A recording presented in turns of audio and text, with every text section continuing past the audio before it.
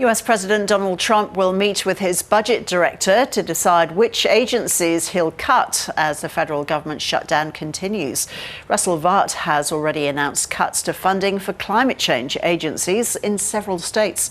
Democrats and Republicans are trading blame over the shutdown with little sign of either side compromising. President Trump says he didn't want the shutdown, which has led 750,000 government workers being furloughed. There could be firings, and that's their fault. And it could also be other things. I mean, we could cut projects that they wanted, favorite projects, and they'd be permanently cut. So you could say, a lot of people are saying, Trump wanted this, that I wanted this closing, and I didn't want it. But a lot of people are saying it because I'm allowed to cut things that should have never been approved in the first place. And I will probably do that. We take you now to the Situation Room studio with Planet America co-host John Barron. Hi there, John. So we just heard there from President Trump. What does this all mean?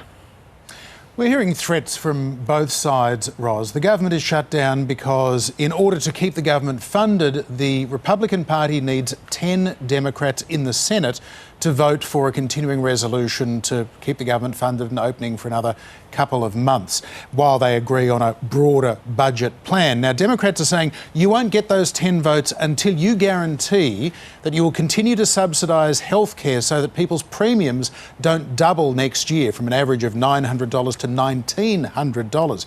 But, as we heard there, President Trump is countering that by saying, well, if you can do without the federal government, if you're going to furlough all of these non-essential workers, we might just start sacking them instead. Now, that is legally very, very dubious as to whether Trump is allowed to do that, because these are federal employees whose salaries have been literally appropriated in other funding agreements to keep them on board. But still, it is a threat that he's planning to make, whether he sees through on this or not. So both sides are applying whatever pressure they can. And this is an interesting shutdown, Ros, because both sides feel as though they can win political points in all of this, which is why it's continued for a couple of days and could continue for days more.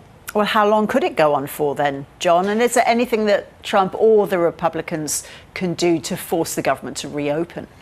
Well, this is the 20th government shutdown in the last half century, Ros. The longest, though, only went for a little bit over a month. That was the end of 2018, start of 2019 in Donald Trump's first term. That was over the issue of whether Congress would supply funding for Donald Trump to build his border wall. In the end, Trump kind of backed down because at the end of the day, most voters see that the party in power should be keeping the government functioning, and so they mark them down. And right now, polls suggest that more people are blaming Republicans than they are Democrats. But the short answer is this could go on for many weeks if both sides continue to think they might come out of this a winner.